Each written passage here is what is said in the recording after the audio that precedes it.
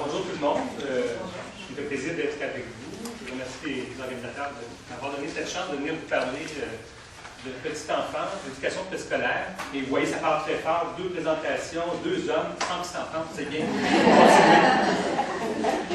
Alors, je vais faire la présentation, mais c'est une recherche qui a été menée, à laquelle j'ai collaboré, mais qui a été menée par la chercheuse Joanne Bédard de l'Université de Sherbrooke, avec aussi les autres collègues en collaboration, qui portait sur les jeux et l'apprentissage de la maternelle. Mais c'est une grande recherche. Moi, je présente un tout petit volet, mais c'est une recherche où il y avait des entrevues, des questionnaires, la vidéoscopie, pratique, etc. Alors, c'est assez vaste. Mais donc, même si je me concentre, je vais aller quand même très rapidement sur le sujet, c'est un peu comme Gilles aussi, ça va me permettre d'amorcer, d'amener un certain nombre de questions pour lesquelles on va y revenir, bien évidemment. Donc, la présentation va être quand même de type classique, mais selon le temps, je vais me permettre d'aller un petit peu plus loin de certains côtés.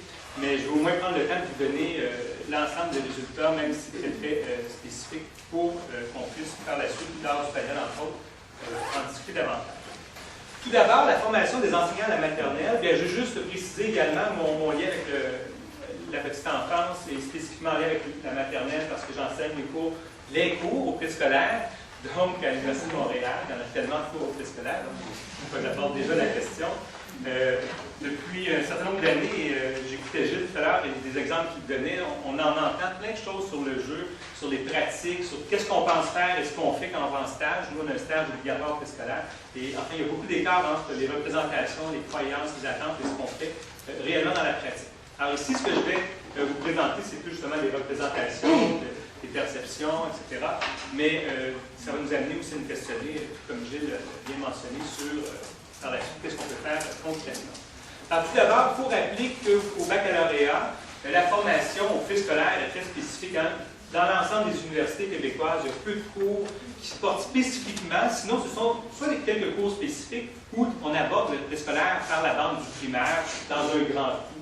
Alors, finalement, si on compare aux éducatrices qui sont formées au collégial, c'est beaucoup plus approfondi et spécifique sur la petite enfance, et non pas dans un contexte scolaire d'enseignement, alors qu'au baccalauréat, c'est intéressant, il y a une formation qui est différente, mais qui est axée quand même sur l'enseignement d'abord, et dans un contexte beaucoup plus important en lien avec le primaire que le préscolaire.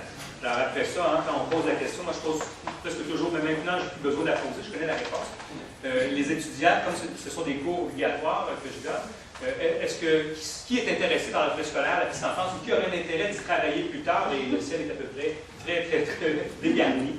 Et donc, certains vont suivre le cours par défaut parce qu'ils sont obligés, parce qu'ils ne veulent rien savoir de la petite enfance, des jeunes enfants. Donc, ça fait partie du diplôme, ils n'ont pas le choix. Alors, on voit que les gens partent déjà au départ avec, pas avec le même bagage, mais pas non plus avec le même intérêt. Alors, et là, quand on aborde la place du jeu dans le programme, alors évidemment, on l'a mentionné tout à l'heure, dans quelques pages du programme qui traite du préscolaire, en fin de compte, on se rend compte qu'il faut se questionner, il faut en discuter. Si on veut vraiment être capable de se comprendre et de savoir ce que c'est le jeu, puis même on va en parler pendant 2 jours, mais on ne sera pas certain possiblement à la sortie à leur imaginer. Dans la formation, c'est la même chose. Mais même si le jeu donc, est au cœur du programme, ce qui est très bien, on se rend compte qu'il faut quand même se questionner parce que justement, juste de nommer le jeu, c'est un mot magique le jeu. Si je vous disais, est-ce que vous avez le goût de jouer? Je ne pense pas qu'habituellement les gens disent, non, je ne veux pas jouer, c'est sérieux.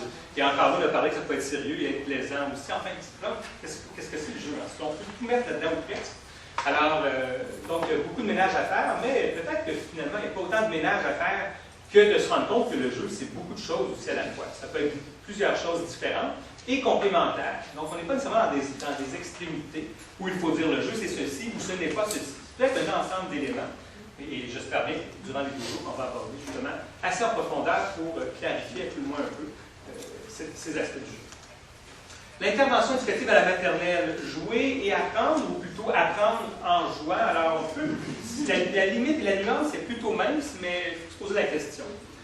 Alors, tout d'abord, dans le programme, on a le mandat, il y a 3 axes, dont le 3e parle de jeter les bases de la scolarisation. Alors, déjà là, en partant, lorsqu'on pose la question, qu'est-ce que c'est jeter les bases de la scolarisation? Alors, on fait le lien avec la transition, avec les apprentissages plus de forme scolaire, ou près du scolaire. sans tomber nécessairement, justement, dans la scolarisation, l'enseignement systématique. Hein. Ça peut être un défi, parce qu'il y a plusieurs futures enseignantes, et là je parle au féminin parce que j'ai mentionné il y a plus de femmes que d'hommes, mais qui vont, ce qu'elles veulent faire, elles, c'est enseigner. Hein. Elles y rêvent depuis longtemps, elles vont à l'école lorsqu'elles étaient jeunes, dans leur famille, il y a plusieurs enseignants. Alors, enseigner, c'est ça qu'elles veulent faire. Alors, si je vais au préscolaire, même j'aime beaucoup les jeunes enfants, je vais aller enseigner aussi, possiblement. Alors, vous voyez, il y a quand même aussi du travail à faire de ce côté-là. Mais le jeu demeure le contexte d'apprentissage et d'intervention. Alors, comment peut-on jumeler les deux sans être complètement en désaccord? Alors, est-ce qu'on laisse jouer les enfants et finalement ils vont apprendre? Ou est-ce qu'on doit viser des apprentissages spécifiques, mais en le faisant dans un contexte où c'est en jouant, plutôt ludique? Alors, les pratiques des enseignants préscolaires à l'égard du jeu et de la préparation de la scolarisation sont variées. Dans le passé, j'étais enseignant au primaire, mais aussi directeur d'école au primaire pendant un certain nombre d'années. Alors, moi, mon plaisir, c'était d'aller faire un tour dans les classes de maternelle pour me ressourcer. Ça, c'est toujours très ressourçant. Mais en même temps, c'est amusant de voir les pratiques, comment elles pouvaient être différentes. Dans deux classes, une côte à côte, ça peut être deux mondes différents. Alors, et là, si on étend la grandeur de la province, on peut penser que ça peut être aussi assez différent ou encore plus différent. Alors, c'est varié, il faut se questionner. C'est difficile, on ne peut pas généraliser, ce n'est pas le but, mais donc ça nous amène à nous poser un certain nombre de questions. Entre autres, quelles sont les représentations des enseignants au préscolaire à l'égard des finalités de la maternelle? Hein? Quelles sont les finalités de la maternelle? Et quelles sont les fonctions et les rôles du jeu? Si c'est aussi important que ça, la place qui s'occupe, on peut se questionner là-dessus. Et par la suite, quels sont les dispositifs pédagogiques mis en place par les enseignants préscolaires? Alors, est-ce qu'ils sont cohérents? Est-ce que les dispositifs, sont cohérents avec les finalités, les fonctions ou rôles du jeu? On s'est questionné là-dessus et on a mené une recherche. Bon, Gilles, tout à l'heure, parlait auprès d'un plus large échantillon. Il est un peu plus large, mais quand même, je vais mentionner quand même des limites dès le départ. Il s'agit de 216 enseignants de maternelle, 4-5 ans particulièrement. Donc, on voit qu'à 92,6%, ce sont des enseignants de maternelle 5 ans. Mais quand même, c'est un échantillon de convenance qui sont répertoriés dans le Grand Montréal, mais principalement Montérégie et Estrie. Alors, donc déjà là, ça contextualise aussi l'échantillon, mais quand même. La majorité des répondants avaient aussi un assez grand nombre d'années d'expérience, donc principalement entre 11 et 20 ans ou plus de 20 ans. On avait peu de jeunes enseignants, mais quand même, un certain nombre qui nous ont permis de faire des analyses, de voir des différences, mais on se rendait compte que c'était davantage que l'expérience qui acceptait de participer. Et ensuite, pour identifier le type de milieu en lien avec la défavorisation, plutôt que d'y aller avec l'indice de défavorisation de l'école, ou à l'intérieur, parfois, de certaines écoles, ça devient difficile de savoir la proportion, d'autant plus, par exemple, dans certaines écoles, on sait qu'il y a des écarts plus grands, dans d'autres moins, mais on sait que les gens qui participent, parfois sont plus, je vais prendre l'exemple des parents, en milieu défavorisé, ce sont souvent les parents favorisés des milieux défavorisés qui vont participer aux recherches. Alors encore là, il y a toujours un certain biais. Alors on a posé la question différemment. On demandait d'identifier dans la classe de l'enseignant qui répondait quel était le pourcentage approximatif d'élèves qui étaient issus, qui vivaient dans un milieu qu'on pouvait considérer défavorisé. Et vous voyez bien qu'en posant cette question-là, il y a aussi la représentation de la défavorisation. Alors vous voyez, il y a beaucoup de limites, mais quand même, ce qu'on se rendait compte, c'est que 17,3% des répondants ont mentionné que plus de la moitié de leurs élèves sont issus du milieu défavorisé. Donc, les milieux défavorisés sont moins représentés globalement dans l'échantillon. C'est ce que ça veut dire. Le questionnaire d'enquête, je suis seulement sur le volet questionnaire d'enquête que je vous présente quelques résultats, comptait 41 questions réparties dans 9 sections différentes. Moi, j'ai abordé 3 sections, donc il y a 2, pour la question 10 et 11 qui portaient sur la finalité de maternelle. Je pense que c'est 11 et 12, je me suis trompé. 15, 16, 17 sur les fonctions et rôles du jeu et la 34 sur les dispositifs pédagogiques. Alors, les résultats. Première question, c'est 11. Selon votre lecture du curriculum, la maternelle vise-t-elle à scolariser ou non le jeune élève? Alors, le terme scolarisé est dans le mot-clé, vous voyez bien. Alors, c'était quand même assez partagé, mais majoritairement oui. La majorité des répondants considèrent que les finalités curriculaires de la maternelle, c'est de scolariser. Donc, elle l'a fait. Ça vous fait peur? Oui. Ah, qu'est-ce que c'est? L'autre question, qualifieriez-vous votre pratique à la maternelle de scolarisante? Donc, on demandait le programme, maintenant vous. Alors, une proportion encore supérieure considère leur propre comme étant scolarisante, notamment celles qui avaient répondu oui à la question précédente ont également dit oui à cette question-ci, et il y en a qui se sont ajoutées aussi. Donc, les enseignants jugent majoritairement leur pratique comme étant scolarisante, ce qui est cohérent. Mais en même temps, il faut se questionner sur qu'est-ce que c'est scolarisé ou scolarisant pour ces enseignantes, si c'est là qu'il y avait le défi. Alors, je ne présente pas le détail, mais il y avait justement une question ouverte, et il y a eu une analyse de discours, etc. Et là, on voyait, entre autres, selon le discours des enseignantes, c'est initier les élèves, donc l'éveil à la musique, à la lecture, aux arts, à l'éducation physique. On nommait plusieurs domaines. C'est aussi les stimuler, les sensibiliser, leur apprendre à vivre en relation. C'est aussi l'apprentissage des lettres et des chiffres. Scolariser, c'est favoriser le développement et l'épanouissement de l'enfant. Alors, vous voyez que dans scolariser, ce n'est pas l'enseignement systématique qu'on décrit. On était rassurés quelque peu. Mais en même temps, ça nous dit que ça peut être assez large. Donc, la représentation de ce que c'est jeter les bases de la scolarisation, préparer à la scolarisation ou scolariser versus non scolarisé, il faut continuer de se questionner et de rester à l'aise. Passons maintenant les fonctions et le rôle du jeu quant à son intégration dans l'enseignement. Alors, la question 15 était libellée comme suit. Quelles sont, selon vous, les fonctions du jeu par rapport au développement de l'enfant? On mettait quand même l'accent plus sur le développement de l'enfant. Alors, il y a trois grandes catégories qui sont vraiment démarquées. C'est dans un sens pour favoriser soit l'apprentissage, un peu ce qui ressortait dans le propos de Gilles, la motivation et les relations entre les enfants. Je vous ai mis quelques exemples. Bon, évidemment, pour favoriser l'apprentissage, façon d'apprendre, permettre à l'enfant d'apprendre, le développement global était quand même mentionné. Donc, ce n'est pas seulement l'apprentissage, encore là, chiffres ou lettres, c'est beaucoup plus large que ça. Les relations, c'est de s'exprimer, d'interagir, d'écouter, réfléchir. Alors, c'était quand même aussi assez diversifié. La motivation, bien, on capte l'attention, on développe l'intérêt. Hein, toute la motivation de voulez-vous jouer, est-ce que vous aimez jouer? Le mot magique, comme je vous mentionne, lorsqu'on parle de jouer, ça motive, ça donne le goût. Après ça, ce qu'on fait, ça tend le goût, mais au départ, lorsqu'on mentionne « voulez-vous jouer », est-ce qu'on va faire un jeu, ça peut être une bonne façon. Petite parenthèse, j'ai enseigné en adaptation scolaire pendant 9 ans, et quand j'ai commencé à m'y intéresser davantage au jeu, je me rendais compte que j'utilisais le mot « jeu » pour motiver mes élèves, démotiver d'adaptation scolaire, fin primaire, et quand je leur disais, on va jouer, je trouvais des jeux, par contre, qui étaient quand même scolaires, mais intéressants, mais le mot jeu, je voyais comment ça pouvait être un outil pratique. Mais on peut faire il y a des dérives aussi. Un aspect aussi qui ressortait, parce qu'ici, on a fait une analyse de discours, entre autres, par fréquence de mots, d'apparition de mots, etc.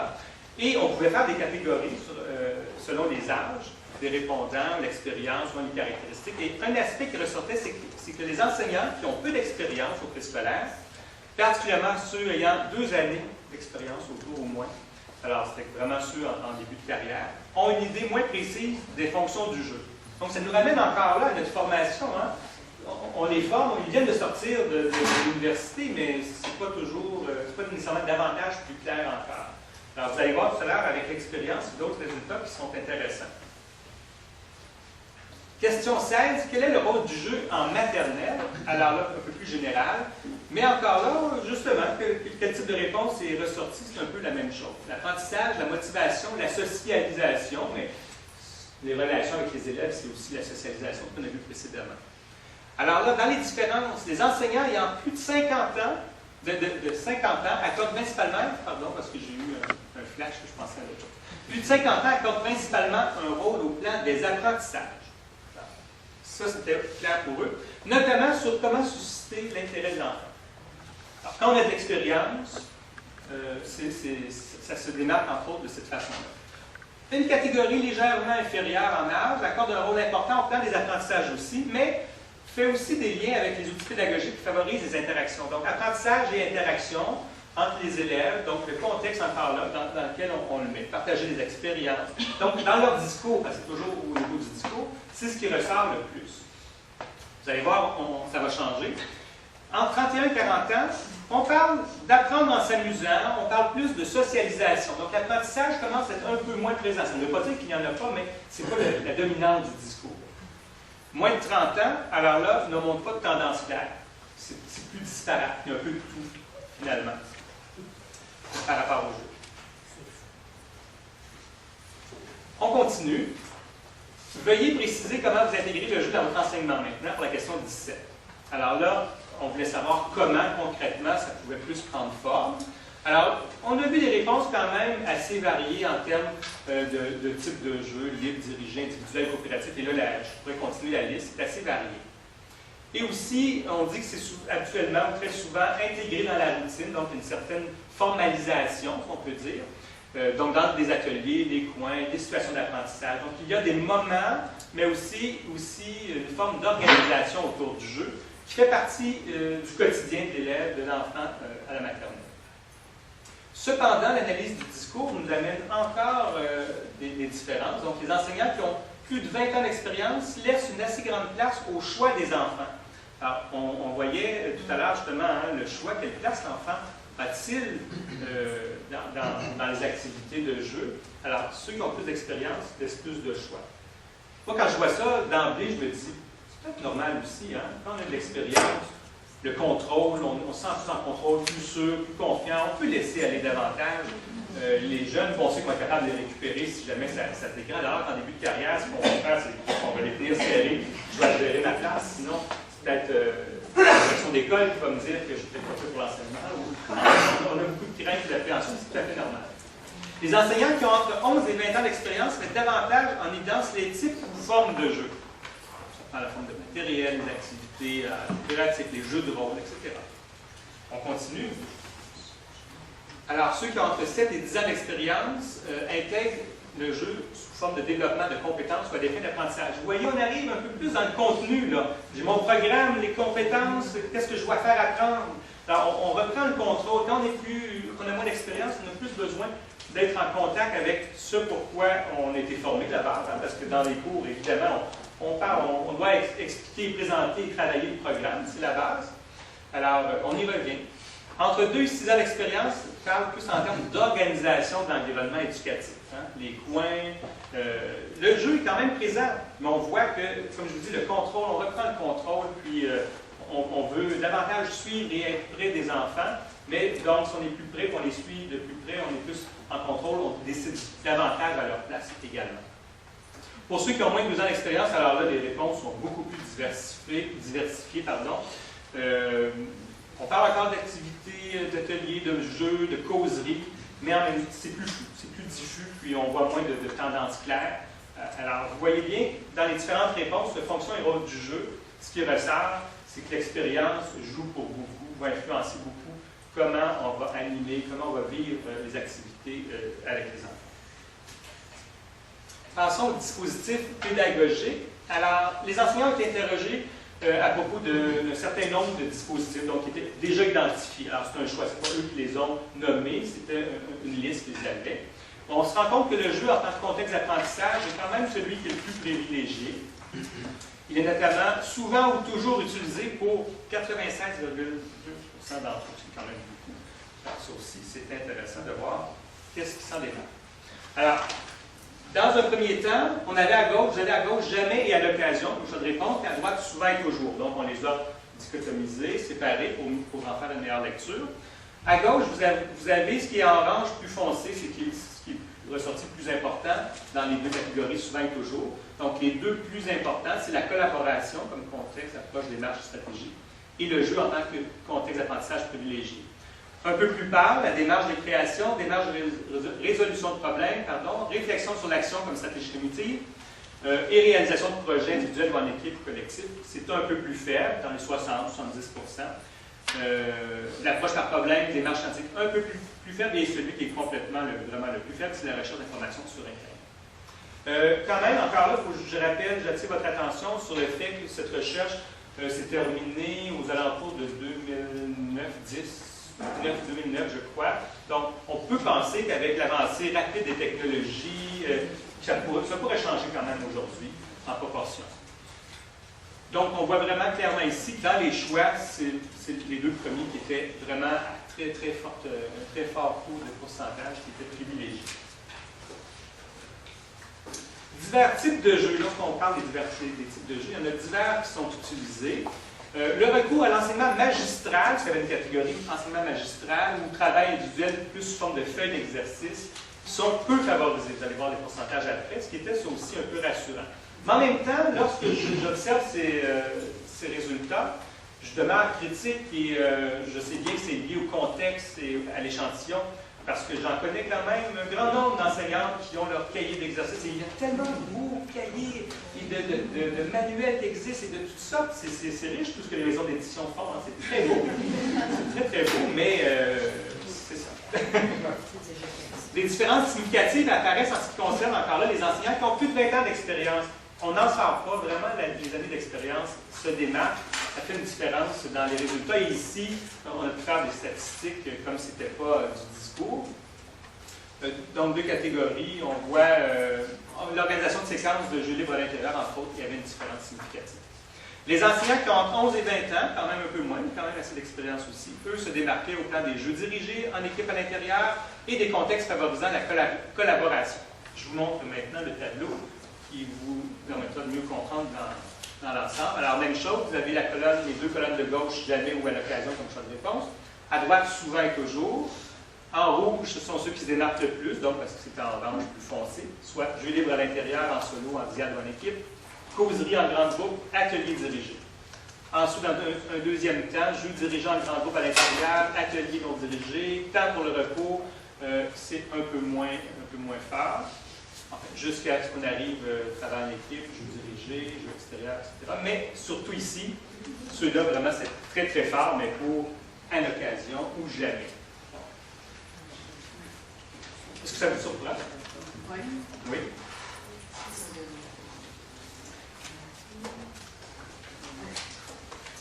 Que peut-on dire? Alors, j'ai joué la discussion à la conclusion, ça va aller plus vite. À propos de la finalité de la maternelle, donc on peut quand même retenir globalement, pour cet échantillon, dans ce contexte de recherche, que quoi que leur formation soit davantage orientée sur l'enseignement primaire, hein, les enseignantes qu'on a interrogées, malgré tout, les représentations des enseignants à l'égard des finalités sont cohérentes, relativement cohérentes avec ce qu'on voit dans le programme, le discours qu'on a analysé. Et là, même si je peux me permettre de sortir de ces résultats spécifiques, quand je regarde l'ensemble des résultats de la recherche sur les autres volets, ça nous rassure aussi. On le voit quand même dans le discours, dans les entrevues, par exemple, que c'est cohérent avec les résultats qu'on voit ici pour la plupart. Donc, on pense à quoi? On pense à l'éveil et à la préparation à la scolarisation, la préparation à la transition en première année. Donc, c'est ce qui ressort.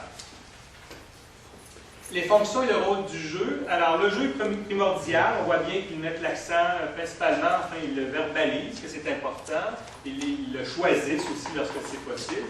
Alors, on voit que ce n'est pas seulement parce que c'est écrit dans le programme qu'on voulait la désirabilité sociale. Hein. Vous auriez pu vouloir répondre parce que c'est ce qui est dans le programme, que je montre que je suis le programme. Mais on voit vraiment qu'à travers l'ensemble des réponses, il y a une dominance sur le jeu. Donc, c'est important, c'est présent dans leur représentation. Trois rôles principaux sont associés au jeu, l'apprentissage, la motivation, la socialisation. Hein, par exemple, la classe qu'on accorde à communiquer avec les autres, interagir, s'affirmer, résoudre des conflits. Et là, on a un grand nombre d'exemples qui illustrent ces trois aspects. En ce qui concerne les dispositifs pédagogiques, le jeu et le contexte d'apprentissage privilégié encore là. L'importance que les enseignants accordent à la collaboration et au jeu est nettement illustré. Quand même, la collaboration, c'est intéressant parce que c'est un point qui était identifié clairement, mais si ça a été choisi, on peut penser à la dynamique dans laquelle on installe, qu'on place les élèves. Donc, oui, sous forme de jeu, mais parfois, comme on l'a mentionné tout à l'heure, il y en a qui gardent beaucoup de contrôle, donc ça peut être un jeu, mais on veut que ça soit plus individuel ou pas trop. Entre les interactions, dépendamment des groupes aussi, hein. Il y a des années, on peut s'en permettre davantage, c'est facile, d'autres années, c'est plus difficile. Mais quand même, la collaboration paraissait comme quelque chose qu'il fallait développer, qu'il fallait accorder du temps et de la place. Et les activités de type scolaire étaient quand même, encore là, je le rappelle, pour l'échantillon, peu importantes, peu présentes, mais il faut rester quand même aux aguets, si je peux dire, à l'égard de toutes ces pratiques, davantage scolaires, centrées sur le scolaire. Des différences entre les représentations des enseignants. Plus les enseignants qui participent à l'étude avancent en âge ou en expérience, habituellement ça va de pair, évidemment, plus leur représentation et leur pratique se précisent, plus c'est clair, plus ils sont en contrôle, en confiance et on voit qu'il y a une certaine richesse, profondeur qui est présente, qui est logique. Mais donc, en même temps, il faut laisser le temps aux jeunes de prendre l'expérience. Il faut d'abord qu'ils aient des postes, pour qu'ils prennent l'expérience. Et le discours des anciens novices est plus général, plus imprécis, donc ça va de pair. Ça met aussi en évidence un aspect qu'on aborde, que j'ai abordé au départ, mais sur lequel il faut miser, il faut poursuivre le travail. C'est les limites de la formation théorique, on peut dire. Qu'est-ce qu'on y fait? Quelle place on accorde? Alors là, avec la maternelle 4 ans, à quoi va ressembler la formation si on va la changer à l'université, dans nos programmes? Nous, chez l'Université de Montréal, on regarde actuellement nos programmes de formation en général et on essaie d'améliorer, on essaie toujours de mettre plus de l'avant l'approche programme, l'approche par compétences, etc. Mais à travers tout ça, le scolaire, de place, il occupe une plus grande place.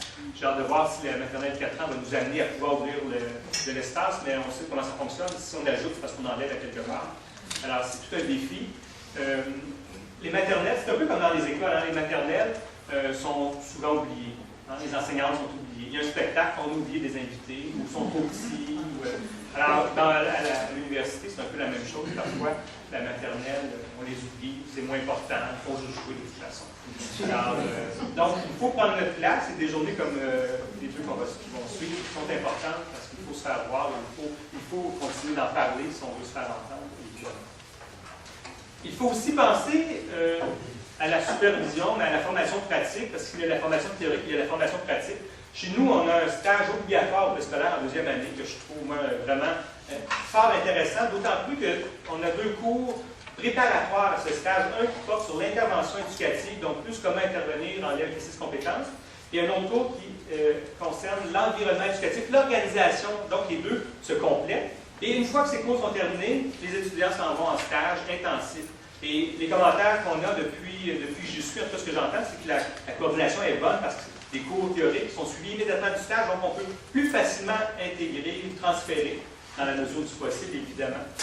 Mais aussi, ça nous questionne qui sont les maîtres de stage, les enseignants qui accueillent. Alors là aussi, il y a toute une dynamique qui n'est pas toujours facile ou évidente.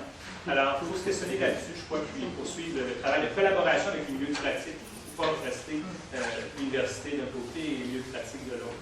Alors, c'est un aspect qui n'est pas à négliger non plus.